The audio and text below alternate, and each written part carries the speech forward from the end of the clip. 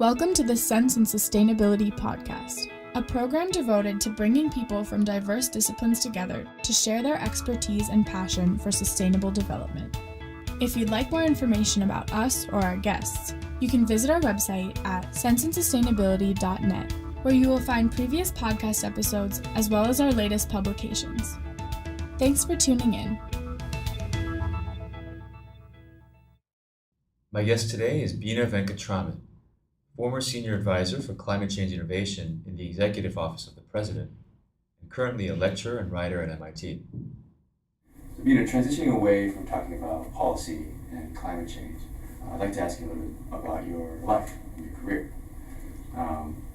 But to get to that, let me ask you this. If you could give your 20-year-old self one piece of advice, what would it be? One of the things I would say is pick a problem, pick a challenge that you want to work on. I think as a young person you can get overwhelmed with all the challenges that there are in the world, all the things that there are to solve, all the things that there are to address, all the different paths you can take.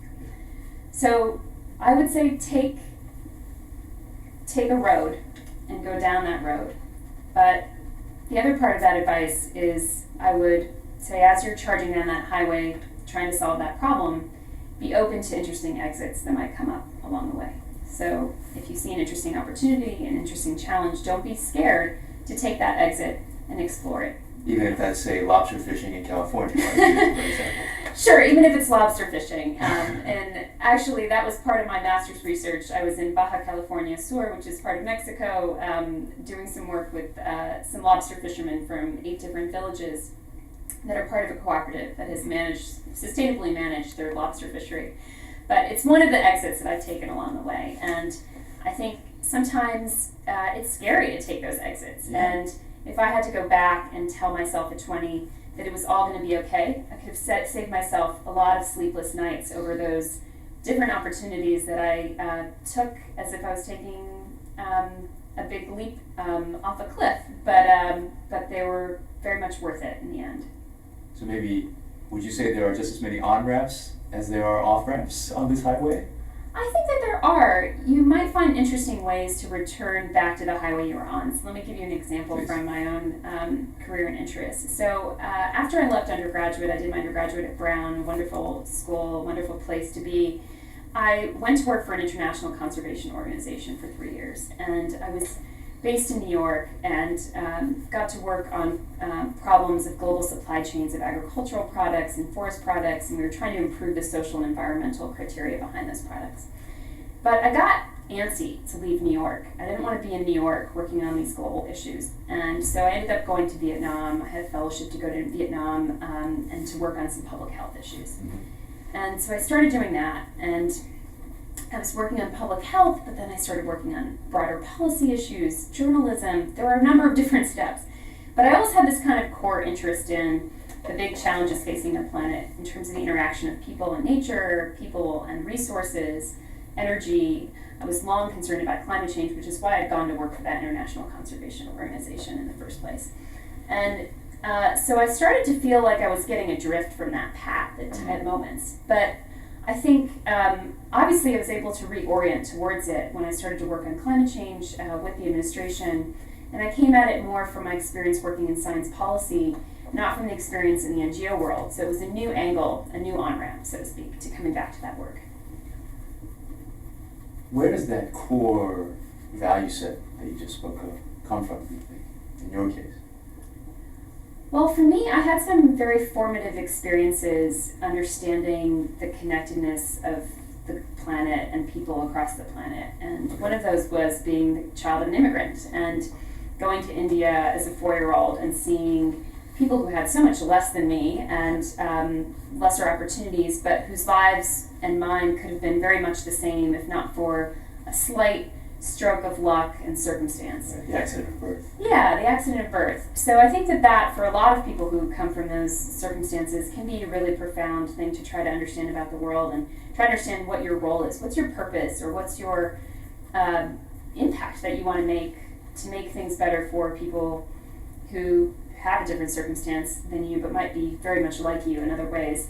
And That, along with a lot of experiences in nature, I enjoyed hiking a lot. I was always in the water as a kid.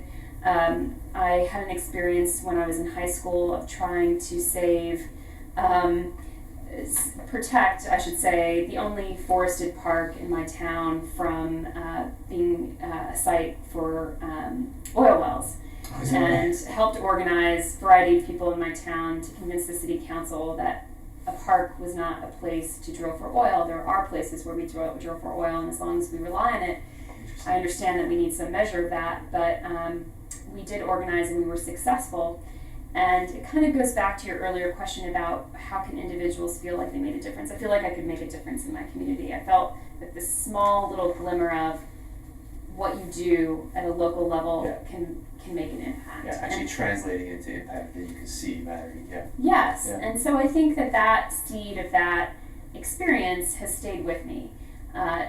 As that seed germinates, it manifests in a lot of different ways. I think of myself as someone who thinks a lot about the tools of innovation, of technology and science as ways to solve this problem.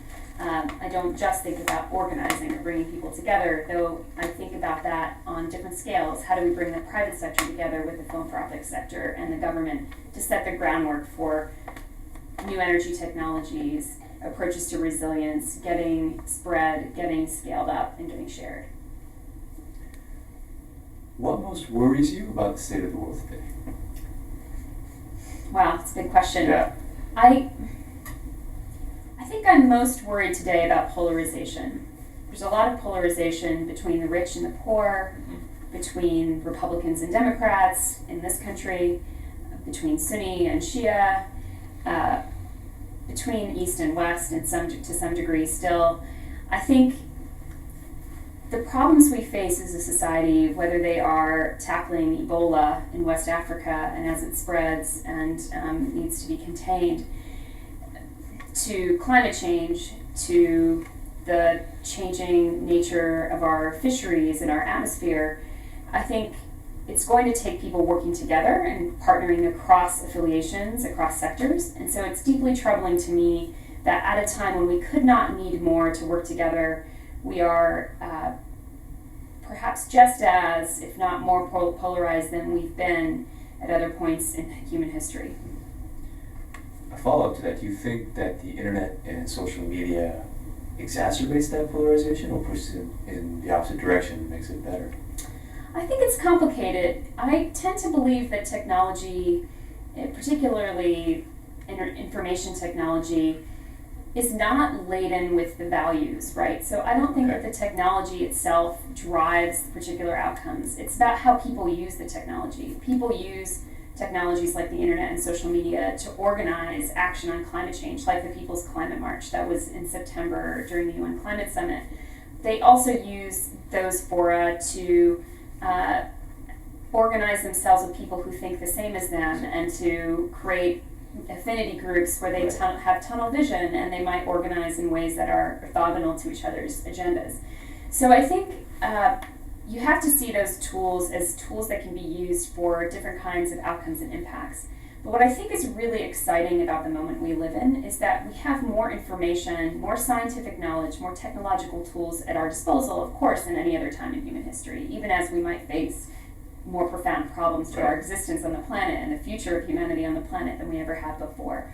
So I think the real potential in my mind is for how we turn this information revolution that we have enabled by technology into a real revolution of intelligence and revolution of action. So the next step of the information revolution to me is an intelligence revolution where we're using this information in new ways to form new collaborations and to actually drive the outcomes we want to see.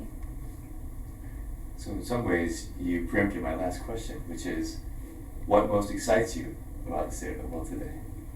I think it is that possibility. Yeah. I see a lot of innovations, a lot of scientific and technological innovations coming to the fore. I see examples of cities and communities working together. In southern Florida, there's a group of 4 counties that have decided to work together regionally on the threats of coastal sea level rise. In regional Chicago, greater Chicago, and the Hudson Valley, greater New York area, there are people working together to forge regional food systems where they're looking at sustainability, feeding people locally, and issues of hunger and equity. When I hear about examples like this of people making tractable change at these levels, it begins to seem like at least the threads of a fabric that we can stitch together of innovations combined from the technological and scientific aspect, as well as from people overcoming inertia and overcoming their affiliations and organizational divisions to actually forge consensus. Bina, thank you so much for being on the program. Thank you for having me. This was fun. Thank you for listening to the S&S Podcast. Have any thoughts on today's episode and want to join the conversation? Find us on Twitter and Facebook. And, as always, visit our website at senseandsustainability.net for more information.